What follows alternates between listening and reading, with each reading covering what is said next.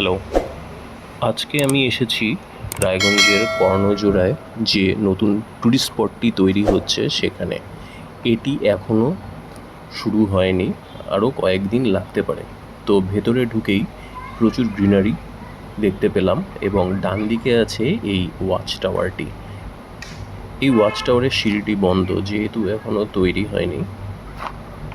এটি পুরোটি কাঠ দিয়ে তৈরি,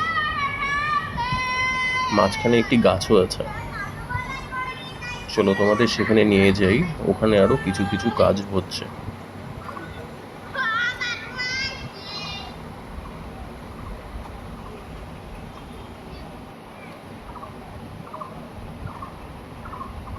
গাইস, এটি সম্ভবত বাচ্চাদের কোনো প্লে জোন হতে পারে। এটির পুরো রেলিং নেট এবং কাঠ দিয়েই করা। সম্ভবত এটি বাচ্চাদের জন্যই তৈরি হচ্ছে।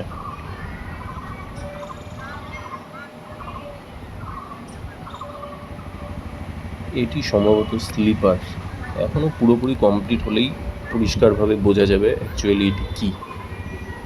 বেশ ইউনিক জিনিসটি, রায়গঞ্জে সচরাচর দেখা যায় না। পুরোটাই কাঠের, এদিকে নেট দিয়ে রেলিং করা। বেত বাঁশের তৈরি ছোট ছোট কুটির আছে, চলো সেখানে যাই এবং দেখে আসি ভেতরে কি আছে।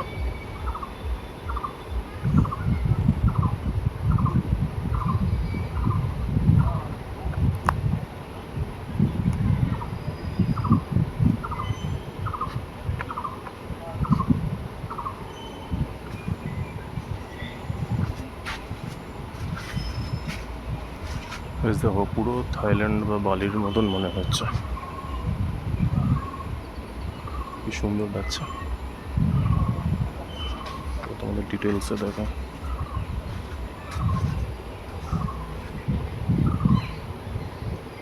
তোমরা আমার চ্যানেলটিকে সাবস্ক্রাইব করো, যখন কমপ্লিট হয়ে যাবে তখন আবার ফুল ভিডিও আমি নিয়ে আসবো, এবং বেল আইকনটি টিপে দিও, তাহলে নোটিফিকেশান চলে আসবে ফোনে। সবগুলোই এরকম।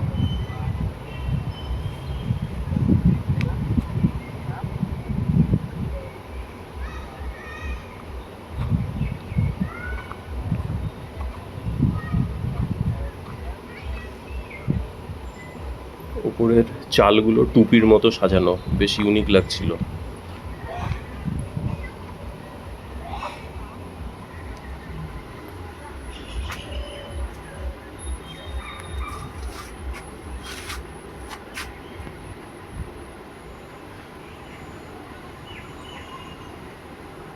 এটি আরও কিছুদিন লাগবে কমপ্লিট হতে, আশা করা যাচ্ছে। শর্টস ভিডিও দিয়েছিলাম কিছু দিন আগে, তোমরা দেখে নিতে পারো, আমার চ্যানেলেই আছে।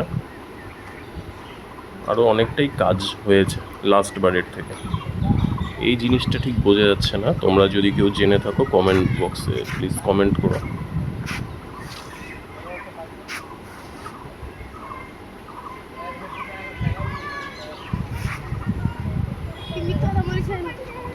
এটি সোজা মেন গেটের দিকে চলে গেল রাস্তাটি।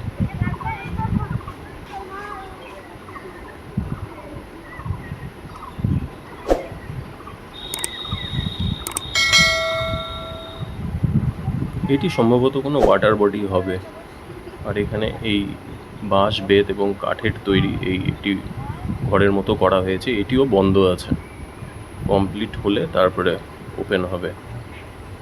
এই সামনে একটি বাবুই পাখির বাসার মতো একটি ছোট দোলনার মতন কিছু করা হয়েছে, এটিও বন্ধ আছে।